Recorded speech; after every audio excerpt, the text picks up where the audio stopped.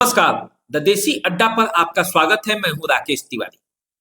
हिना साहब और उसामा साहब के आरजेडी में शामिल हो जाने के बाद सिवान की राजनीति पर क्या असर होने वाला है? क्या कुछ मौजूदा विधायकों के टिकट पर खतरे के बादल मंडराने लगे? क्या इन विधायकों के टिकट कटने वाले हैं? क्या होगा जब विधानसभा चुनाव 2025 में टिकट का वितरण होगा? तो हिना साहब की राजामंदी भी आरजेडी के टिकट के लिए जरूरी होगी। और ऐसे में लोकसभा चुनाव में जिन जिन विधायकों ने हिना साहब के साथ दिया या उनका साथ नहीं दिया, वो भी सिवान की राजनीति में असर लाएगा। क्या होगा, इस बात पर आज चर्चा करने के लिए हम आपके बीच उपस्थित हैं। तो चलिए सबसे पहले ये जानते हैं कि जो 20 का चुनाव था, उस 20 के चुनाव में किस तरह का समीकरण था। 20 का जो चुनाव था उस समय हिना साहब आरजेडी में थी और आरजेडी में उनके मर्जी के हिसाब से टिकट बटा हुआ था। और तब 8 सीटों में से सिवान जिले के 6 सीटों पर महागठबंधन का कब्जा हो गया। 2 सीटें एनडीए की झोली में गई। जिन सीटों पर एनडीए को विजय मिली वो गोरियाकोठी और दरौदा है। एक जगह पर आरजेडी पराजित हुआ और एक जगह पर भाकपा माले। बाकी 6 जगहों पे महागठबंधन के प्रत्याशी जीते। सिवान में जिन 4 सीटों पर आरजेडी चुनाव लड़ी थी, उन 4 सीटों में बरहरिया, सिवान, गोरियाकोठी और रघुनाथपुर शामिल है। 3 सीटों पर आरजेडी को जीत मिली थी। लेकिन इन 4 सीटों में इस बार क्या किसे टिकट मिलेगा, किसे टिकट नहीं मिलेगा, इसमें हिना साहब की सहमति भी अब जरूरी होगी। क्योंकि जब हिना साहब राजद छोड़ चुकी थी, राजद के गतिविधियों से नाता तोड़ चुकी थी, तब तो ये तय था कि तेजस्वी यादव और लालू यादव अपने हिसाब से जिसे टिकट चाहते दे देते। लेकिन अब लालू यादव और तेजस्वी यादव को हिना साहब की सहमति भी लेनी पड़ेगी, तभी यहां से आरजेडी के पक्ष में परिणाम आएंगे। और इसीलिए हिना साहब और ओसामा साहब को आरजेडी में ज्वाइन भी कराया गया है। और जब लाया गया है तो टिकट वितरण में उनकी चलेगी भी। तो देखिए अब मामला यहीं पे फंस रहा है। सिवान में महाराजगंज कांग्रेस के जिम्मे था और यहां से कांग्रेस के प्रत्याशी जीते थे। दरौली, दरौदा और जीरादेई, ये तीनों सीट पर माले चुनाव लड़ी थी और 3 में से 2 सीटें जीती थी। दरौली और जीरादेई अच्छे मार्जिन के अंतर से जीती थी। बाकी बच गया 4 सीट। कांग्रेस, माले और राजद, इन तीनों में अभी भी गठबंधन है। और जब गठबंधन है तो माले की दावेदारी उन 3 सीटों पर रहेगी ही। कुल मिलाकर बच गए 4 सीट और 4 सीट पर आरजेडी सीमान में चुनाव लड़ सकती है। एक कांग्रेस के भी झोली में जा सकती है। अब देखना है कि इन 4 सीटों पर क्या मामला है। अब देखिए 4 सीटों में से सबसे पहले चर्चा हम लोग गोरियाकोठी की ही कर लेते हैं। गोरियाकोठी विधानसभा क्षेत्र महाराजगंज लोकसभा क्षेत्र के अंतर्गत आता है। लेकिन इस सीट पर बड़ी जबरदस्त मुकाबला होता है और इस सीट पर शहाबुद्दीन के करीबी रहे मुन्ना वर्मा, जो अब इस दुनिया में नहीं है, उनकी पत्नी को हिना साहब के कहने पर पिछले बार आरजेडी का प्रत्याशी बनाया गया था। नूतन वर्मा काफी कम वोटों के अंतर से हारी भी। 10,000 से कुछ अधिक वोटों के अंतर से वो हार गई थी चुनाव। लेकिन जो परिदृश्य है, उस परिदृश्य में नूतन वर्मा ने हिना साहब के साथ अपनी प्रतिबद्धता कायम रखी। देखिए महाराजगंज लोकसभा क्षेत्र से पिछले बार जो है वो कांग्रेस चुनाव लड़ रही थी और नूतन वर्मा पूरी तरह से कांग्रेस के साथ थी। लेकिन सिवान में जहां नूतन वर्मा का अपना एक आवास भी है, वहां भी, और वहां की राजनीति में भी नूतन वर्मा के परिवार की एक प्रतिभागिता है। तो सिवान में उन्होंने आरजेडी का साथ नहीं दिया। सिवान में नूतन वर्मा ने हिना साहब का साथ दिया, उनका पूरा परिवार हिना साहब के साथ था और इसीलिए नूतन वर्मा को लोकसभा चुनाव के दौरान आरजेडी ने पार्टी से निकाल दिया था। लेकिन अब हिना साहब खुद आरजेडी ज्वाइन कर चुकी हैं, तो यहाँ की परिस्थितियां फिर बदल रही हैं।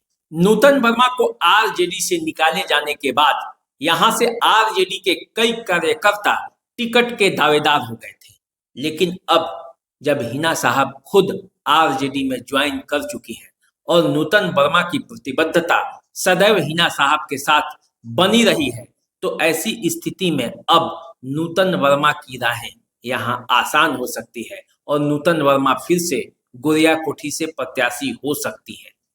तो इस बात की अब चर्चा क्षेत्र में होने लगी है। अब देखिए, जिन विधायकों के टिकट कटने की बात है उसमें कौन कौन शामिल है। देखिए, सबसे पहले बात हम सीवान से ही कर लेते हैं। सीवान में अवध बिहारी चौधरी अभी विधायक हैं, विधानसभा के अध्यक्ष भी रह चुके हैं। आरजेडी और जनता दल यूनाइटेड का जब गठबंधन में सरकार चल रही थी, उस समय विधानसभा के अध्यक्ष अवध बिहारी चौधरी को ही बनाया गया था। लेकिन पिछले लोकसभा चुनाव में आरजेडी ने उन्हें हिना साहब को दरकिनार कर टिकट दिया। अवध बिहारी चौधरी लोकसभा का चुनाव सीवान से पहली बार आरजेडी के टिकट पर लड़े, लेकिन जो नतीजा रहा वो बड़ा ही उल्टा था। आरजेडी लड़ाई में भी नहीं थी, तीसरे स्थान पर लुढ़क गई। अवध बिहारी चौधरी अपने विधानसभा क्षेत्र में भी हार गए चुनाव। तो ऐसी स्थिति में तेजस्वी यादव ने उसके बाद एक ऐलान किया कि जो लोग चुनाव नहीं जीतेंगे या जिनका क्षेत्र से फीडबैक अच्छा नहीं होगा, उनका टिकट कट सकता है। और सीवान की राजनीति में ये कानाफूसी सदैव रहता है कि अवध बिहारी चौधरी और हिना साहब के बीच कभी पटती नहीं है, क्योंकि अवध बिहारी चौधरी और साहबुद्दीन के बीच भी कभी नहीं पटा था। माई समीकरण कभी सीवान में एकजुट नहीं रहा है और उसका एक कारण अवध बिहारी चौधरी भी है, क्योंकि अवध बिहारी चौधरी इधर की बात उधर और उधर की बात इधर करते रहते हैं। और जो दूरी बढ़ी हिना साहब और लालू प्रसाद यादव के परिवार के बीच, उसमें भी अवध बिहारी चौधरी का ही हाथ है, ऐसा माना जा रहा है। क्योंकि कई बार अवध बिहारी चौधरी के बयानों में भी इस बात की झलक मिल जाती है। और जब हिना साहब को दरकिनार कर उन्हें टिकट दिया गया तो फिर तलखी बढ़ गई, और इसी तलखी का नतीजा है कि अब सीवान पर भी हिना साहब की दावेदारी हो सकती है, क्योंकि सीवान विधानसभा क्षेत्र में हिना साहब की भी अच्छी खासी पकड़ है, मुस्लिम वोट बैंक भी अच्छा खासा है।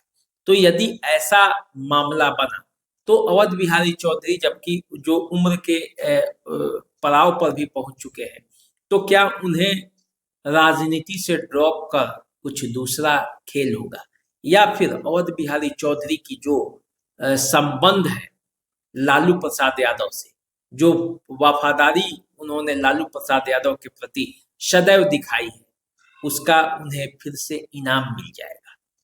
तमाम परिस्थितियों के बावजूद अवध बिहारी चौधरी के नाम पर लालू यादव विटो पावर लगाकर उन्हें टिकट दिला देंगे, ये मामला है। क्योंकि यदि तेजस्वी यादव और हिना साहब और इनकी चली तो फिर अवध बिहारी चौधरी का पत्ता साफ भी हो सकता है, क्योंकि भविष्य भी देखना है, जीत का आधार भी देखना है और सब कुछ देखना है, और दोनों आधार में अवध बिहारी चौधरी पीछे दिखते हैं। हालांकि अवध बिहारी चौधरी का सीवान की राजनीति में एक अहम स्थान है, कई बार वो लगातार जीतते रहे, लेकिन पिछला जो विधानसभा का चुनाव जीते थे वो भी कड़ी परिस्थितियों में जीते थे, 1973 वोट से ही वो जीत पाए थे। तो ऐसी परिस्थिति में क्या अवध बिहारी चौधरी की राहें मुश्किल होने वाली है या आसान होने वाला है, ये तो आने वाले वक्त में पता चलेगा। लेकिन एक छेद तो उसमें हो ही रहा है, एक अवध बिहारी चौधरी के नाम पर चर्चा तो होगी ही कि सीवान का टिकट उन्हें दिया जाए या नहीं। अब आइए बात कर लेते हैं बड़हरिया की। बड़हरिया जहां से बच्चा पांडे चुनावी मैदान में उतर पिछले बार जो जनता दल यूनाइटेड के श्याम बहादुर सिंह थे उनको पराजित कर दिया और विधायक बन गए। बड़हरिया में जिस तरह का जातीय समीकरण है, उस जातीय समीकरण में बच्चा पांडे का जीतना एक अपने आप में आश्चर्य माना गया, क्योंकि बच्चा पांडे ने भी मेहनत किया। उनके भाई टुन्ना पांडे, टुन्ना जी पांडे बीजेपी के विधान परिषद के सदस्य रह चुके हैं, बड़े नेता हैं, शहाबुद्दीन के करीबी थे, हिना साहब के भी करीबी थे। लेकिन बीते लोकसभा चुनाव में वो आरजेडी के टिकट के दावेदार भी हो गए थे, सीवान और महाराजगंज दोनों जगहों से। और जब दोनों जगहों से वो टिकट के दावेदार हो गए थे, तो फिर हिना साहब से कितनी नजदीकी और कितनी दूरी होगी ये आप समझ सकते हैं। हिना साहब से नजदीकी के बीच और दूरी के बीच अब बच्चा पांडे के टिकट के लिए हिना साहब कितना प्रयास करेंगे या उनके टिकट को काटने के लिए कितना प्रयास करेंगी, ये तो आने वाले समय में पता चलेगा। लेकिन इतना तो तय है कि लोकसभा चुनाव में बच्चा पांडे अवध बिहारी चौधरी के साथ खड़े थे, क्योंकि वो जिस पार्टी में थे उस पार्टी का सिंबल अवध बिहारी चौधरी को मिला हुआ था। बच्चा पांडे इस बात को कहते भी हैं कि पार्टी के प्रति प्रतिबद्धता थी और इसीलिए वो अवध बिहारी चौधरी के साथ थे। हालांकि वो इस बात का भी दावा करते हैं कि यदि आरजेडी ने वहां से कैंडिडेट नहीं दिया होता सिवान से, तो हिना साहब की जीत को कोई रोक नहीं सकता था। लेकिन इन सब के बावजूद वो हिना साहब के साथ चुनाव में खड़े तो नहीं थे, किसी सभा में गए तो नहीं, तो ये बात हिना साहब के मन में जरूर होगी। ऐसी परिस्थिति में क्या बड़हरिया से बच्चा पांडे को फिर से आरजेडी का टिकट मिलेगा या नहीं मिलेगा, ये तो समय के गर्त में है। लेकिन टुन्ना जी पांडे और बच्चा पांडे दोनों जो हैं वो आरजेडी के साथ रहे हैं और अब उसका परिणाम क्या होता है ये आने वाले समय में पता चलेगा। अब आइए जरा बात कर लेते हैं रघुनाथपुर की। रघुनाथपुर विधानसभा क्षेत्र, जहां मोहम्मद शहाबुद्दीन का घर इसी क्षेत्र में पड़ता है और यहाँ से हरिशंकर यादव जो 2 बार विधायक हुए हैं, उसमें शहाबुद्दीन परिवार का एक बड़ा अहम रोल है। इस बात को वे कहते भी हैं। और पिछले चुनाव में 17,965 मतों से जो हरिशंकर यादव जीते थे, उसमें भी हिना साहब और शहाबुद्दीन परिवार का योगदान रहा है। इस बार ऐसा लगता है कि रघुनाथपुर से ओसामा साहब को आरजेडी चाहती है कि टिकट वहां से ओसामा साहब को मिले, और ऐसे में हरिशंकर यादव के जो टिकट है उस पर खतरा जो है मंडरा रहा है। अब ओसामा साहब रघुनाथपुर से चुनाव लड़ेंगे कि नहीं लड़ेंगे, उनके टिकट का क्या होगा। हालांकि सभी जगह इस बात की चर्चा है कि ओसामा साहब को रघुनाथपुर से आरजेडी टिकट देना चाहती है और वहीं से चुनाव लड़ाना चाहती है। लेकिन रघुनाथपुर से भी ओसामा साहब के चुनाव लड़ने में 1-2 पेच है। इस पर हम आपको अलग से वीडियो बनाएंगे तो बताएंगे। लेकिन इतना तय है कि हरिशंकर यादव को इस बार आरजेडी से टिकट वहां नहीं मिल सकता है, क्योंकि हरिशंकर यादव भी अवध बिहारी चौधरी के साथ थे।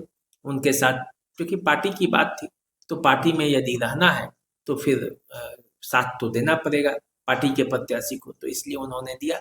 हालांकि उनके बेटे हिना साहब के साथ थे, लेकिन इन सब परिस्थितियों के बावजूद हिना साहब चुनाव नहीं जीती, तो मन में कहीं ना कहीं एक कसक तो रहेगी। और इस कसक के बीच में चुनाव में फिर किस तरह से बाजी पलटी जाए और हिना साहब अपने विरोधियों को भी किस तरह से चुनौती दे पाएंगे, क्योंकि उनके पास भी अब चुनौती है। क्योंकि आरजेडी में ज्वाइन करने के बाद अब उन्हें ये साबित करना पड़ेगा कि उनका जनाधार उसी तरह से है। तो चलिए, ये पूरा समीकरण है जो 4 सीटों पर तो आरजेडी को जो टिकट मिलना है उस पर हिना साहब की सहमति जरूरी ही है। माले और कांग्रेस जिसे टिकट देगी, हिना साहब की वहां सहमति पार्टी में गठबंधन के तौर पर वहां रहेगी। अब क्या होगा परिणाम और क्या होगी स्थिति आगे, उसके लिए थोड़ा सा इंतजार करना पड़ेगा आपको भी और मुझे भी। और इस पर जैसे कोई खबर आती है, कोई बातें होती हैं तो हम आपको बताएंगे। आप इस तरह की वीडियो देखने के लिए हमारे साथ बने रहिए, देखते रहिए द देसी अड्डा। चैनल को सब्सक्राइब कर लीजिए। नमस्कार।